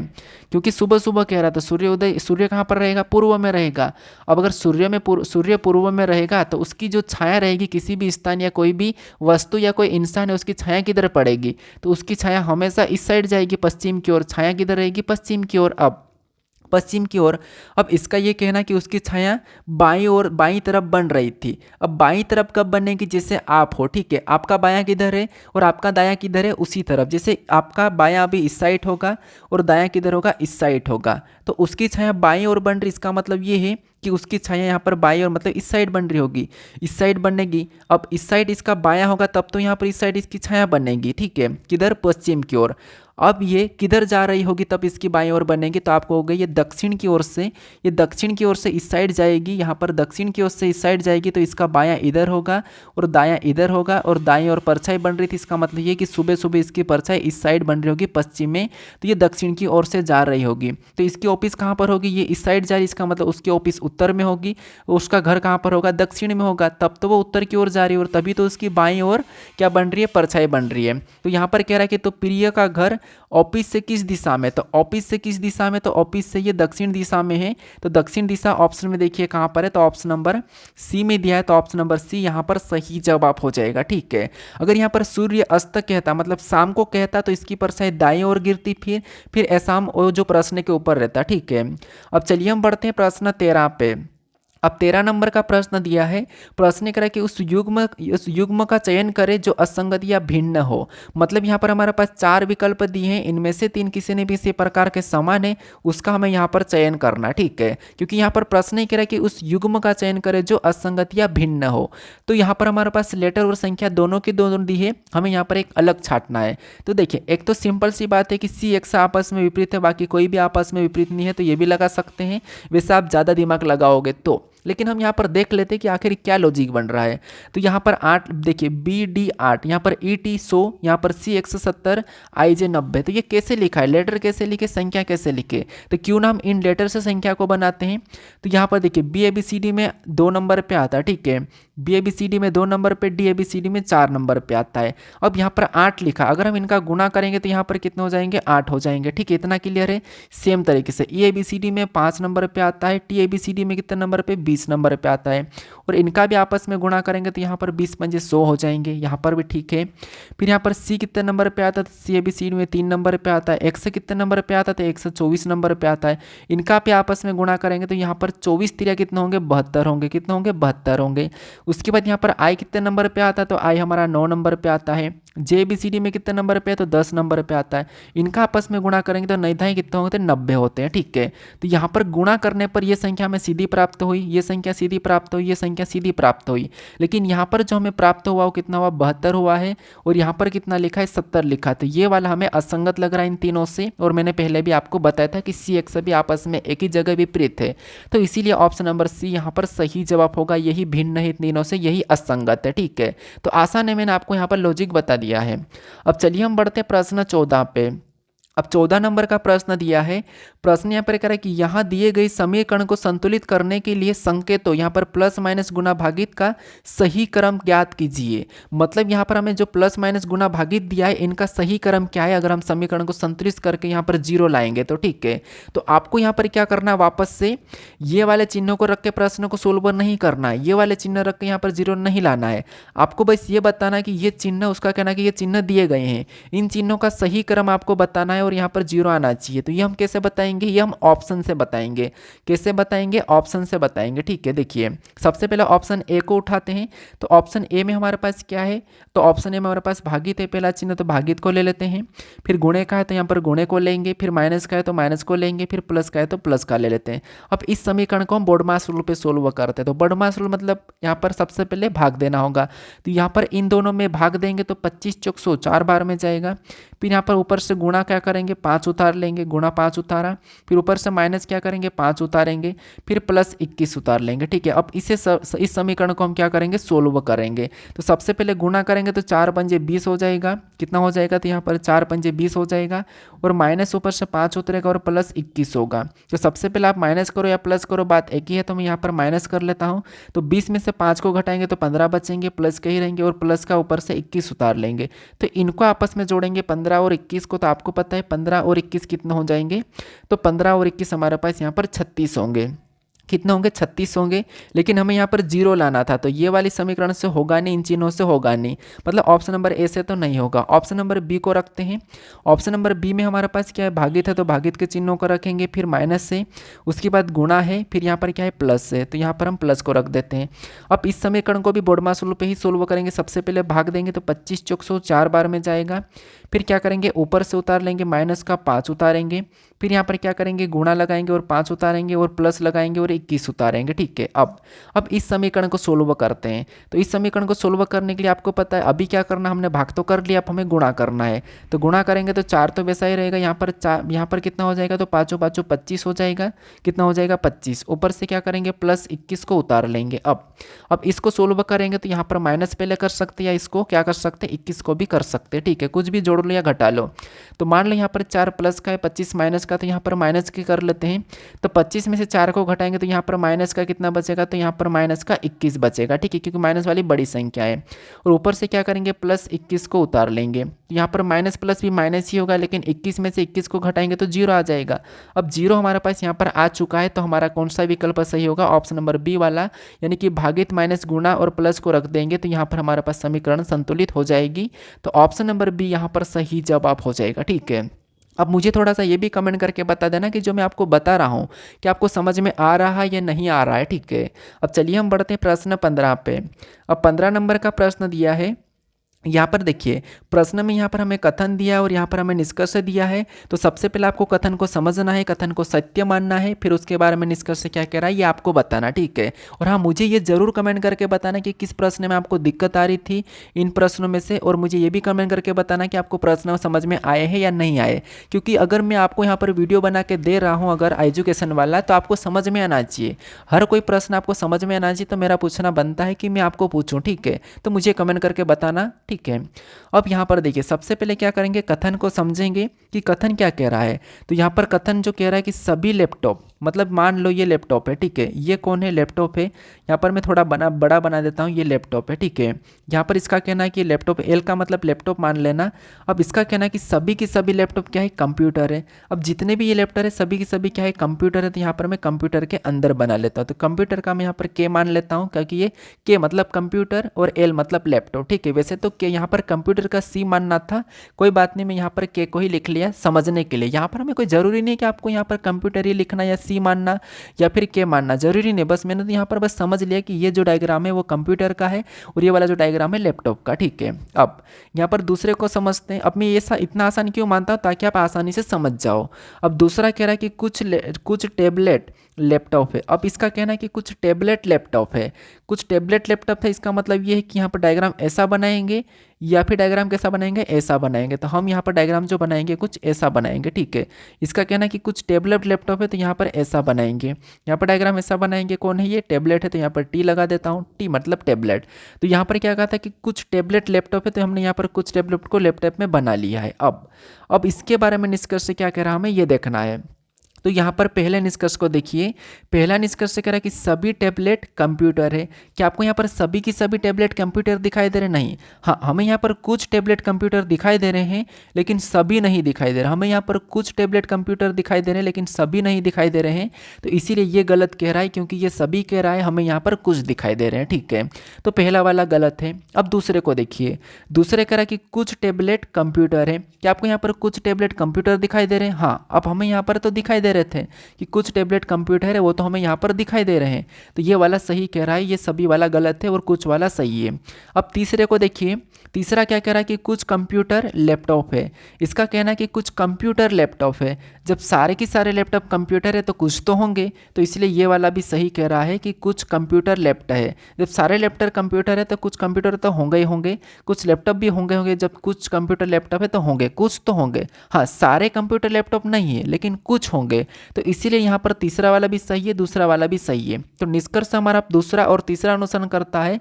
तो ऑप्शन में देखेंगे दूसरा और तीसरा, तो ऑप्शन नंबर बी में दिया है, तो ऑप्शन नंबर बी हमारा यहाँ पर सही जवाब हो जाएगा। ठीक है, तीसरे पे एक बार ध्यान देना, अगर आपको यहाँ पर कहा देखिए कुछ कंप्यूटर लैपटॉप है तो हमें कुछ कंप्यूटर लैपटॉप दिखाई दे रहा है, लेकिन अगर आपके यहाँ पर सभी कंप्यूटर लैपटॉप कहा तो वो सभी कंप्यूटर लैपटॉप नहीं होंगे, ये भी याद रखना। हाँ, सभी लैपटॉप कंप्यूटर लेकिन सभी कंप्यूटर लैपटॉप नहीं है, तो यहाँ पर सभी आता तो आपको सोचना पड़ता। ठीक है, अब चलिए हम बढ़ते हैं प्रश्न 16 पे। अब 16 नंबर का प्रश्न दिया है, ये प्रश्न हमारा बैठक अवस्था का प्रश्न। ठीक है, और ऐसे प्रश्नों को देख के आप डर जाते हो, लेकिन आपको डरने की जरूरत नहीं है। यहाँ पर प्रश्न को कैसे सोल्व करना मैं आसान तरीका से ही आपको धीरे धीरे करवाऊंगा। वैसे ऐसे प्रश्नों को सोल्व करने में 1 मिनट का समय लग जाता है, तो कोई बात नहीं, 1 मिनट भी लगा लेंगे। देखिए क्या करना, सबसे पहले प्रश्न करें कि LMNOPQRS एक वर्गाकार मेज के चारों ओर बैठे हैं। ठीक है, एक वर्गाकार, तो सिंपल सी बात, हम डायरेक्ट एक वर्गाकार मेज बनाते हैं। ये हमारे पास क्या है, एक वर्गाकार मेज है। ठीक है, ये वर्गाकार मेज है। वैसे वर्गाकार ऐसा नहीं होता है पूरी तरह से चारों ओर से समान होता है। ठीक है, वर्गा जो कार रहता है वो पूरी तरह से चारों ओर से समान होता है, तो क्यों ना हम यहाँ पर चारों ओर से समान ही बना लेते हैं। ठीक है, ये वर्गाकार मेज है। अब आगे इसका कहना है कि तथा उनके मुख केंद्र की ओर नहीं है, उनके मुख केंद्र की ओर नहीं है। ठीक है, जैसे यहाँ पर केंद्रक है, ये इसका केंद्र है, और इनके जो मुख है वो केंद्र की तरह नहीं है, तो उनमें से कुछ कोने पर बैठे हैं, जबकि कुछ भुजाओं के ठीक मध्य में, बीच में, मतलब मध्य बिंदु पर बैठे हैं। ठीक है, तो देखिए जैसे यहाँ पर केंद्र की ओर नहीं है, इसका मतलब ये होगा कि कुछ लोग, मतलब सारे लोग बाहर की ओर देख रहे होंगे।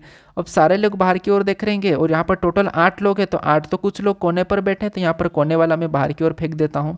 और कुछ लोग, इसका कहना है कि भुजा के बीच में बिंदु की ओर बैठे, तो भुजा पर भी बाहर की ओर इसको बैठा देता हूँ, तो ये भुजा पे बाहर की ओर बैठ गए। ठीक है, ये टोटल 8 लोग हो गए, और ये केंद्र की ओर नहीं दिख रहे, सभी के सभी बाहर की ओर देख रहे हैं। ठीक है, अब इनका दायां बायां तो आपको पता, हम खुद को लेकर इनको बिठा देते हैं, जिससे ये रहते हैं उनको हम खुद को मान लेते हैं, तो यहाँ पर तो आपको कोई दिक्कत नहीं आना चाहिए। ठीक है, अब प्रश्न को पढ़िए। यहाँ पर प्रश्न करें कि एल पी के ठीक दाएं बैठा है। अब एल जो है पी के ठीक दाएं बैठा है, आप एल को कहाँ से भी बैठाना शुरू करो, आपका प्रश्न हमेशा सही ही होगा। अब जरूरी नहीं कि एल को यहाँ पर बैठा के इधर करो, यहाँ पर बैठाओ, इधर बैठाओ, कहाँ पर भी बैठाओ।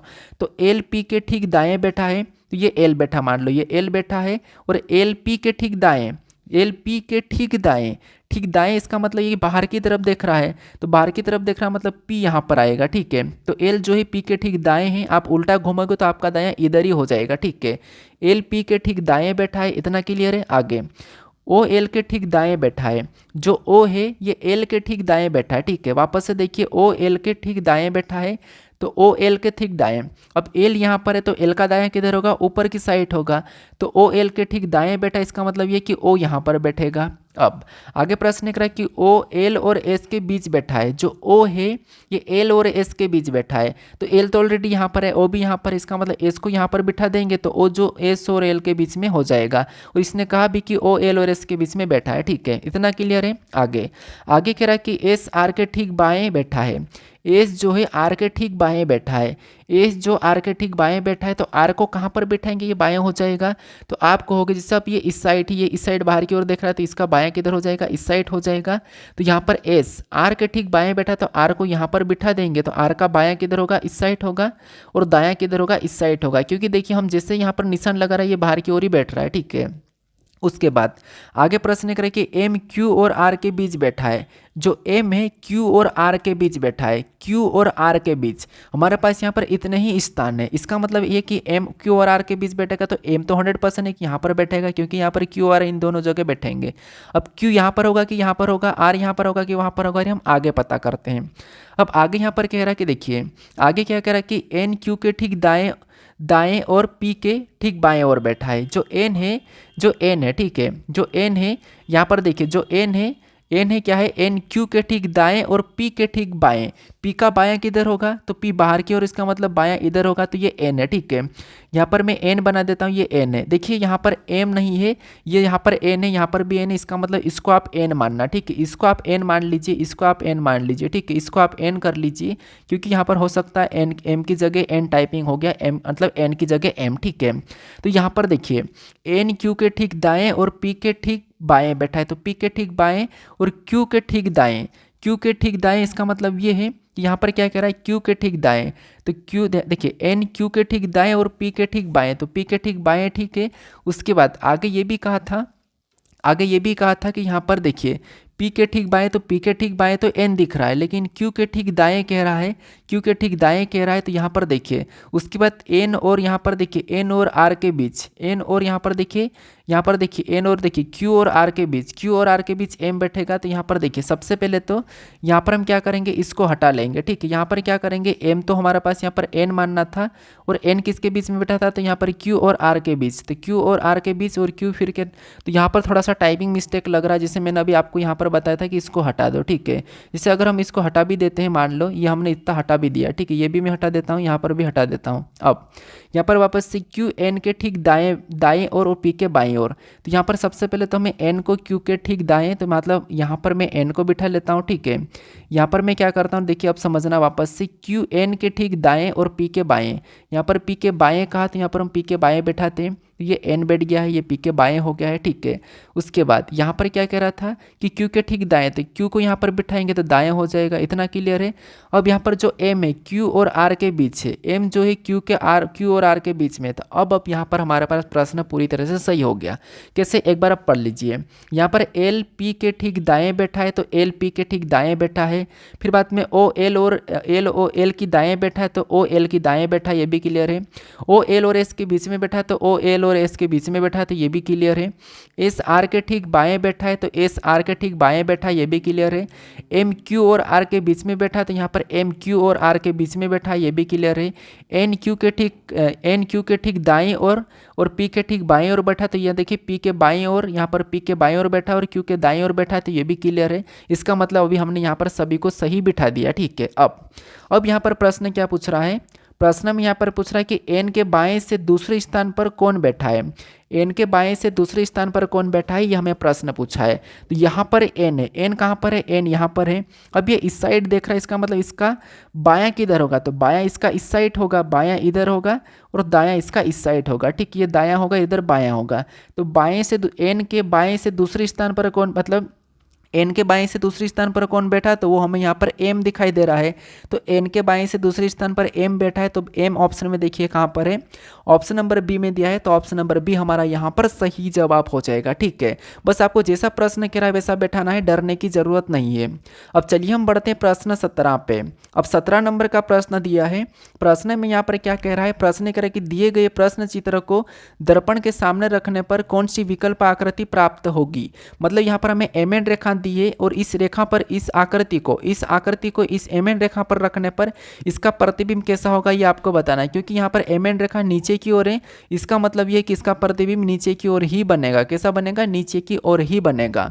तो अब देखिए यहाँ पर नीचे की ओर बनेगा, इसका मतलब ये आपको पता है कि हम जब भी तालाब के पास जाते हैं तो हमारी जो परछाइयाँ बनती है जल प्रतिबिंब में कैसे बनती है, तो हमारे जो पैर है वो हमसे टच होते हुए हमारा जो सिर है वो सबसे नीचे की ओर दिखाई देता है।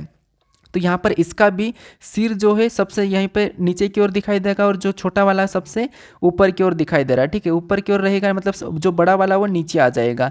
अब बड़ा वाला नीचे आ जाएगा तो जो लाइन है उनमें क्या प्रभाव पड़ेगा, तो लाइन हमारी कुछ इस प्रकार की दिखाई देगी। और यहाँ पर जो आधा हिस्सा काला है वो नीचे चले जाएगा, तो यहाँ पर आधा हिस्सा काला से भी काला भी हो जाएगा। ये कुछ इस प्रकार का दिखाई देगा। ठीक है, कैसा दिखाई देगा, कुछ इस प्रकार का। तो ये ऑप्शन में देखिए कहाँ पर है, तो अगर हम ये ऑप्शन में देखेंगे तो ऑप्शन में हमें कहाँ पर दिखाई दे रहा है, ए में दिखाई दे रहा। अब यहाँ पर अगर देखेंगे तो यहाँ पर हमारे पास काला ऊपर ही है, तो ये नहीं होगा। इसमें काला नीचे है, लेकिन ये वाली चीज़ें पलट गई तो ये नहीं होगा। यहाँ पर भी ये चीज़ें पलटी तो ये भी नहीं होगा। तो इसीलिए option number B C D नहीं होगा, ऑप्शन नंबर ए यहाँ पर सही जवाब हो जाएगा। ठीक है, अब चलिए हम बढ़ते हैं प्रश्न 18 पे। बस आपको यहाँ पर गलती निकालना है ऑप्शन में भी। अब 18 नंबर का प्रश्न दिया है। प्रश्न यहाँ पर कह रहा है कि दिए गए कागज को मोड़ा और काटा जाता है तो खोलने पर कैसा दिखाई देगा। मतलब ये पेपर कटिंग फोल्डिंग का प्रश्न है। सिंपल सी बात है कि यहाँ पर हमें पेपर काटने का कुछ हमें यहाँ पर बताया गया है लाइन बिंदी द्वारा रेखा के, और हमें बताना है कि यहाँ पर कैसा दिखाई देगा खोलने पर। तो सिंपल सी बात है, मतलब ये इतना सा हिस्सा इसको क्या करना है, दिखाए गए पैटर्न के हिसाब से मोड़ना है। ठीक है, क्या करना है, दिखाए गए पैटर्न के हिसाब से मोड़ना है। तो यहाँ पर कह रहा है कि इतना से हिस्सा को क्या करना है, आपको इस हिस्से में इस डायरेक्शन में मोड़ना है। जैसे ये वाले यहाँ पर चिन्ह दिया है तो हम इधर से मोड़ेंगे, इधर से मोड़ेंगे। ठीक है, अगर इधर से मोड़ेंगे तो इसका मतलब ये है कि यहाँ पर जो वो बीच वाला वो वैसा की वैसा यहाँ पर बन जाएगा, और यहाँ पर कुछ ऐसी चीज़ें बन रही है जैसे ये वाला, तो ये भी वैसा की वैसा रहेगा। ठीक है, यहाँ पर इतना पूरा हो जाएगा ये वाला। ठीक है, और उसके बाद जो बिंदियाँ इनमें कोई प्रभाव पड़ेगा नहीं, यहाँ पर भी 4 ही रहेगी, ऊपर 4 है तो यहाँ पर भी कितनी रहेगी, 4 ही होगी। तो ये जल प्रतिबिंब वाला काम कर रहा है। ठीक है, किसी ने नीचे से कहा या ऊपर से कहो जल प्रतिबिंब वाला। अगर आइट साइड कहता तो आपको पता है दाएं बाएं वाला काम करता है, इसीलिए आपको प्रतिबिंब वाले प्रश्नों को आना चाहिए, तो आप इसे आसानी से कर लोगे। अब इसका कहना कि यहाँ पर पूरे हिस्से को क्या करना है, रोटेट कर देना इस साइड बाएं की ओर। तो अगर इस हिस्से को इधर मोड़ेंगे और वापस खोलेंगे तो आपको पता है जैसे हम रंगाई छपाई में कुछ चीज़ें देखने, जैसे कुछ छपाई होती है उस चीज़ों पे प्रिंटवा में, तो वहाँ पर भी ये छप जाता है, ये आमने सामने हो जाएंगे। जैसे ये जो इसके सामने ऐसा हो जाएगा और ऐसा हो जाएगा इधर से। ठीक है, यहाँ पर ये ऐसा हो जाएगा, यहाँ पर देखिए ये कुछ इस प्रकार का हो जाएगा, और ये भी आमने सामने हो जाएंगे, लेकिन इसके कुछ इस प्रकार पलट जाएंगे। तो ये आमने सामने देख के हम गलती ऑप्शन से भी निकाल सकते हैं, हमें पूरा बनाने की जरूरत नहीं है। तो यहाँ पर आमने सामने नहीं है मतलब ये नहीं होगा, यहाँ पर भी आमने सामने नहीं है मतलब ये भी नहीं होगा। अब बाकी इनमें आमने सामने है। अब हमें यहाँ पर देखना होगा कि जो हमारे पास बिंदियाँ वो कैसी बनेंगी। यहाँ पर भी 2 बिंदियाँ होगी, यहाँ पर भी 2, यहाँ पर भी 2 हो जाएगी, यहाँ पर भी 2, इसमें भी 2, इसमें भी 2, इसमें भी 2, इसमें भी 2। ठीक है, बिंदियाँ कुछ इस प्रकार की बनेंगी, यहाँ से हिस्सा कटेगा तो बिंदियाँ हमारे इस प्रकार की बनेगी। यहाँ पर देखेंगे तो यहाँ पर बिंदियाँ हमें कुछ बिंदियाँ गायब दिख रही है, तो ये नहीं होगा। हमारा ऑप्शन नंबर कौन सा वाला, डी वाला सही जवाब हो जाएगा। ठीक है, यही वाला इससे मैच हो रहा है, तो ऑप्शन नंबर डी यहाँ पर सही जवाब हो जाएगा। अब चलिए हम बढ़ते हैं प्रश्न 19 पे। अब 19 नंबर का प्रश्न दिया है। अब प्रश्न यहाँ पर कह रहा है कि विकल्पों में दी गई उस आकृति की पहचान कीजिए जिसे प्रश्न चिन्ह के स्थान पर रखने पर श्रृंखला तर्क संगत रूप से पूरी हो जाएगी। मतलब यहाँ पर आकृति श्रृंखला वाला प्रश्न है। यहाँ पर जो प्रश्नवाचक चिन्ह दिया है, यहाँ पर किस विकल्प आकृति को रखेंगे कि आकृति हमारी पूर्ण हो जाएगी। ठीक है, तो यहाँ पर देखिए, अब यहाँ पर हम क्या करेंगे, सबसे पहले तो देखना कि जैसे जब भी आपको ऐसी आकृति मिले तो आपको यहाँ पर एक एक आकृति में एक एक ऑब्जेक्ट यानी कि एक एक चिन्ह या जो लेटर हो, कुछ भी संख्या हो, उसको लेके चलना है, तब आपका प्रश्न आसानी से सोल्व हो जाए। क्योंकि यहाँ पर ऐसा रहता है कि जो कचरे टाइप का हमें समझ में नहीं आता है, लेकिन आपको एक एक चीज को लेते हुए चलना है। कैसे, देखिए, जैसे मान लो यहाँ पर हम क्या करते हैं, एक ई को उठा के लेके चलते हैं। जैसे ई यहाँ पर है, मैं पहली आकृति का ही एग्जांपल दूंगा। अब देखिए ई यहाँ पर है, अगर हम पहली से दूसरी में जाएंगे तो ई कहाँ पर है, देखिए आपको इतना तो देखते आता होगा कि ई कहाँ पर है। अब इस आकृति में ई कहाँ पर है, आप कहोगे ई हमारा इस कोने पे मतलब यहाँ पर है, ये यहाँ पर ई है। अगर यहाँ पर ई है मतलब यहाँ पर था, और सीधा ये कहाँ पर आ गया, तो यहाँ पर आ गया है। कहाँ पर आ गया, सामने आएगा। तो यहाँ पर मैं गोल कर देता हूँ, ये जैसे लाल कलर मतलब यहाँ पर ई आ गया। ठीक है, मैं पहली आकृति से ही समझाऊंगा।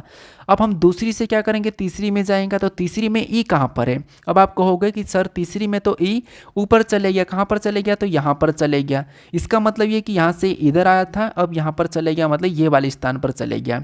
तो देखिए पहली आकृति से समझ रहे हैं। ठीक है, फिर तीसरी से चौथी ओर जाएंगे फिर, तो अब यहाँ पर ई कहाँ पर है, तो ई वैसा की वैसा उठ के इधर उधर जा रहा है। ठीक है, अब वैसा की वैसा उठ के जा रहा है, तो ये यहाँ पर था और अगली आकृति में यहाँ पर आ चुका है, इस कोने पे आ चुका, मतलब यहाँ से ये क्या करा ऐसा, मतलब यहाँ पर आ चुका है। ई कहाँ पर आ चुका है, यहाँ पर आ चुका है। अब अगली आकृति में भी वैसा की वैसा उठ के जाएगा वो, क्योंकि ये यहाँ से शुरू हुआ था, फिर यहाँ आया, फिर यहाँ आया, फिर यहाँ आया। इसका मतलब आगे कहाँ जाएगा, तो हम ऑप्शन से एक बार देख लेते हैं। ऑप्शन का कहना है कि जो आगे जो पी जाएगा वो सीधा की सीधा नीचे वाले कोने पे जाएगा। कहाँ पर जाएगा, नीचे वाले कोने पे जाएगा, ये ऑप्शन कह रहा है। तो इसका मतलब ये है कि यहाँ पर जो ई है ये यहाँ पर नीचे वाले कोने पे चले जाएगा, वापस से यहाँ से इस वाले कोने पे। इस वाले कोने पे मतलब ई कहाँ पर जाएगा, तो ई हमारा यहाँ पर जाएगा। ठीक है, यहाँ पर तो ई कैसा बनेगा, तो यहाँ पर आने के बाद भी ई ऐसा के ऐसा बनेगा। ठीक है, ऐसा के ऐसा। तो ऑप्शन में ई यहाँ पर सीधा हो रहा है, मतलब ऐसा तो होगा नहीं, यहाँ पर सीधा हो रहा था। ई कभी भी इधर सीधा नहीं हुआ, तो यहाँ पर क्यों होगा, इसलिए ए और हम यहाँ पर डी को हटा सकते हैं। ठीक है, लेकिन यहाँ पर डायरेक्ट हमारे पास अभी 2 ऑप्शन हैं, तो हम एक और को चेक कर लेते हैं। एक किसको चेक करते हैं, तो मान लो अभी हम यहाँ पर चेक करते हैं, जैसे हमारे पास क्या है, तो मान लो अभी हम इसी को चेक कर लेते हैं, वाई वाले को। ठीक है, लेमड़ा वाले को। तो ये यहाँ पर है फर्स्ट आकृति में, दूसरे में देखेंगे तो समझ में आ चुका, ऊपर चले गया मतलब यहाँ पर चले गया, जस्ट सामने, ये यहाँ पर आया था तो ये यहाँ पर चले गया, उसके जैसा ये भी चल रहा है, ठीक है। फिर दूसरे से तीसरे को देखेंगे तो ये यहाँ पर आ गया है, यहाँ पर आपको दिख रहा होगा, ये रहा, देखिए यहाँ पर आया था, फिर यहाँ पर आया है, फिर यहाँ पर चौथी में देखेंगे तो यहाँ पर आ चुका है, मतलब ये इस कोने में आ चुका है। अब ये इस कोने में आया है तो अगले में ये ऊपर सीधे चले जाएगा, मतलब वैसा की वैसा ऊपर चले जाएगा। तो वैसा की वैसा ऊपर देखेंगे तो यहाँ पर दोनों में, यहाँ पर भी है और यहाँ पर भी है, यहाँ पर है, यहाँ पर भी है। अब हमारे पास यहाँ पर ये भी दोनों की दोनों, तो ऑप्शन एलिमिनेट करने के लिए कोई चीज़ बची ही नहीं, क्योंकि यहाँ पर आपको पता है कि ई तो यहाँ पर आ जाएगा, ठीक है। ई कैसा आ जाएगा, तो ई हमारा यहाँ पर आ जाएगा और यहाँ पर वाई भी आ जाएगा, इसमें भी ऑप्शन एलिमिनेट करने की कोई चीज़ें ही नहीं बची। तो हम वापस से किसी और को देखेंगे, किसी और को मतलब एंड वाले को देखेंगे। एंड यहाँ पर है, अगले में यहाँ पर गया, इसका मतलब ये ऊपर चले गया, सॉरी सामने गया, यहाँ से क्या करा, ये यहाँ पर चले गया, ठीक है, ये यहाँ से यहाँ पर चले गया। फिर अगले में देखेंगे तो यहाँ पर आया, इसका मतलब ये कि ये नीचे आ चुका है, यहाँ से ये नीचे आया। उसके बाद अगले में देखेंगे तो एंड यहाँ पर चले गया, मतलब ये सामने चले गया, वापस से यहाँ पर चले गया। तो अगले में कहाँ पर होगा, तो अगले में भी देखिए, अब ये यहाँ से यहाँ चले गया, तो अगले में ऑप्शन क्या कहना कि वहीं पर होगा, लेकिन उल्टा होगा या सीधा होगा, तो ये एक बार भी उल्टा नहीं हुआ, इसका मतलब वो सीधा ही होगा। अब सीधा ही होगा और यहाँ पर उल्टा हो रहा, तो एक गलती निकाल के हम इसको एलिमिनेट करेंगे और सी वाला सही लगाएंगे, ठीक है। तो ऑप्शन नंबर सी हमारा 100% यहाँ पर सही जवाब हो जाएगा। तो आपको ऐसे एक एक ऑब्जेक्ट को देखना है। बाकी अब यहाँ पर 20 वाली लाइन को भी देख सकते, जैसे ये वाला जो चिन्ह दिया है इसको भी देख सकते थे। अब चलिए हम बढ़ते हैं प्रश्न 20 पे। अब 20 नंबर का प्रश्न दिया है। अब प्रश्न यहाँ पर कह रहा है कि उस विकल्प आकृति का चयन करें जो प्रश्न आकृति को पूरा करेगा। मतलब यहाँ पर हमारे पास एक आकृति है, इस आकृति में जो प्रश्नवाचक चिन्ह दिया है, इस प्रश्नवाचक चिन्ह के स्थान पर हम किस विकल्प आकृति को रखेंगे कि आकृति हमारी पूर्ण हो जाएगी, ठीक है। तो यहाँ पर देखिए, सबसे पहले आकृति को ध्यान से देखिए, आपको जैसा कचरा टाइप का लगे, कुछ समझ में नहीं आए कि यार ये अजीब सा है, इतना हम कैसे बनाएंगे, तो आपको कुछ भी नहीं करना है, गलती निकालना है दोस्तों। मैंने हर बार बताया आपको कि आपको गलती निकाल के प्रश्न को सोल्व करना है नॉन वर्बल में, मतलब आकृतियां में, ठीक है।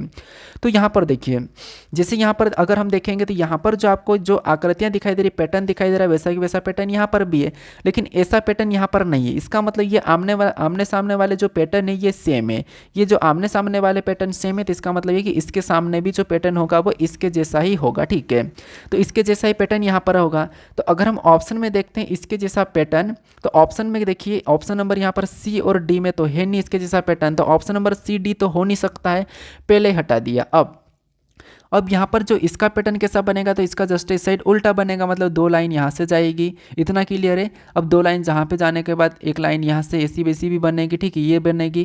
तो ये वाली लाइन अगर हम ऑप्शन में देखेंगे, दो लाइन यहाँ से गई, तो वो तो बी में दिखाई दे रहा है, इसमें तो है नहीं, क्यों। उसके बाद आपको पता दो लाइन बनेगी, यहाँ से ये गई, उसके बाद और यहाँ से ऐसा जाएगा, ऐसा जाएगा, फिर ऐसा जाएगा, ऐसा जाएगा, फिर इस कोने से दो लाइन खींची हुई यहाँ से मिलेगी अपन को पूरी, ऐसे दो कोने से, फिर दो कोने से लाइन मिली, फिर उसके बाद और हमारा आगे कैसा बनेगा, तो बीच में से एक सिंगल लाइन जाएगी, एक बीच में से यहाँ पर सिंगल लाइन गई है, फिर हमारे पास यहाँ पर एक ऐसा क्या बनेगा, तो आपको हो गई यहाँ पर हमारे पास एक और, हमारे पास दो ऐसा बनेगा, ठीक है, दो लाइन गई, तो हमारे पास यहाँ पर दो कुछ इस प्रकार का और बनेगा, ठीक है, इस प्रकार का बना, और बीच में ये दोनों जगह खुली है, इसका मतलब यहाँ पर भी दोनों जगह खुली होगी। तो दोनों जगह खुली यहाँ पर हमें दिखाई दे रही है, इसमें यहाँ पर बंद होती हुई दिखाई दे रही है।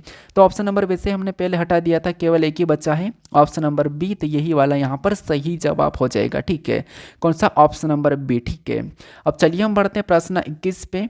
और ये जो 21 नंबर का प्रश्न, ये मैंने आपको कल के लिए टेस्ट क्वेश्चन दिया था, वो है, क्योंकि मैंने अभी जो प्रश्नों की संख्या 25 थी, तो मैंने 20 किया है, क्योंकि ज़्यादा लंबा समय, मतलब ज़्यादा लंबा वीडियो बन जाता है, जैसे अभी भी लगभग 1 घंटा से भी ज़्यादा हो गया है, क्योंकि आपको समझाना पड़ता है और प्रश्न में अच्छे लेवल के ऐड करने वाला हूँ, इसीलिए मैंने अभी 20 क्वेश्चन का रखा हूँ। अगर आप कहोगे तो मैं 25 करवा दूंगा, बस आप मुझे कमेंट करके बताना कि मैं 20 ही क्वेश्चन करवाऊँ आपको या फिर 25, क्योंकि 20 क्वेश्चन मेरे लिए ऐसा लग रहा है कि सही है, वो आपको मैं अच्छे से समझा सकता हूँ और उसी समय में समझा सकता हूँ 1 घंटे में, ठीक है, क्योंकि समझाना जरूरी है, अच्छे प्रश्नों को सोल्व करना जरूरी है। फालतू के प्रश्नों को सोल्व करने से कोई मतलब नहीं कि मैं आपको यहाँ पर 30 प्रश्न करवाऊँ और 1 घंटे में 30 प्रश्न करवा दूंगा, तो कोई मतलब नहीं है। प्रश्नों को अच्छे से लेना है, ठीक है।